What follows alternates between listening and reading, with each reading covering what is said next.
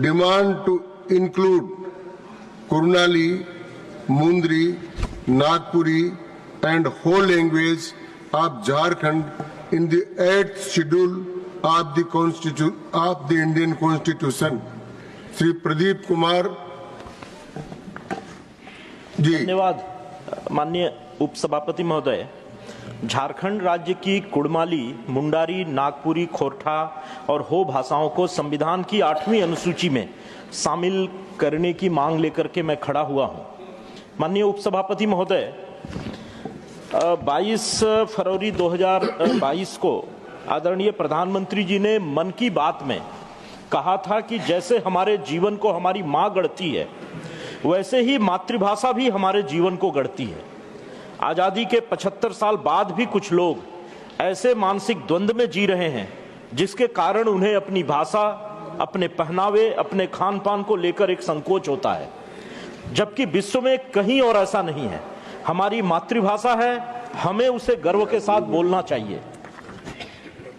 माननीय उपसभापति महोदय, मैं आपके माध्यम से सरकार का ध्यान झारखंड राज्य की समृद्ध भाषाई एवं सांस्कृतिक धरोहर की ओर आकर्षित करना चाहता हूं। झारखंड में कुड़माली, खोरठा, मुंडारी, नागपुरी और हो जैसी महत्वपूर्ण भाषाएं बोली जाती हैं, जो न केवल लाखों लोगों की मातृभाषा है, बल्कि उनकी सांस्कृतिक, सामाजिक और ऐतिहासिक पहचान भी है। भगवान बिरसा मुंडा के आंदोलन उलगुलान की भाषा भी मुंडारी थी, जिसकी अपनी समृद्ध ऐतिहासिक पृष्ठभूमि रही है। यह भाषा मुंडा समुदाय की पहचान है, जिनका झारखंड के इतिहास और संस्कृति के विकास में महत्वपूर्ण योगदान रहा है। हो भाषा सिंहभूम क्षेत्र में विशेष रूप से बोली जाती है और इसके बोलने वाले हो जनजाति के लोग बड़ी संख्या में हैं। इसी तरह कुड़माली भाषा का संबंध बंगाल एवं झारखंड के राढ़ सिविलाइजेशन से है। कुड़माली भाषा झारखंड, पश्चिम बंगाल और उड़ीसा के कुड़मी समुदाय द्वारा बोली जाती है। इसका साहित्यिक और सांस्कृतिक महत्व भी अत्यधिक है।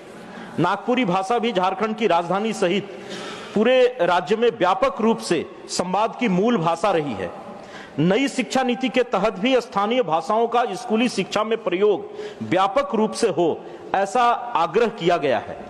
इन भाषाओं को संविधान की 8वीं अनुसूची में शामिल न किए जाने से इनका उस स्तर पर प्रयोग नहीं हो पाता है जितना होना चाहिए। इन भाषाओं के संरक्षण, संवर्धन और शिक्षण में कई बाधाएं उत्पन्न होती हैं। कुड़माली, मुंडारी, खोरठा और हो भाषाओं को संविधान की 8वीं अनुसूची में शामिल किया जाए। इन भाषाओं के संरक्षण, संवर्धन, विकास एवं अध्ययन हेतु केंद्र एवं राज्य सरकार द्वारा विशेष योजना और अनुदान प्रदान किए जाएं, जिनका इसका विकास हो सके।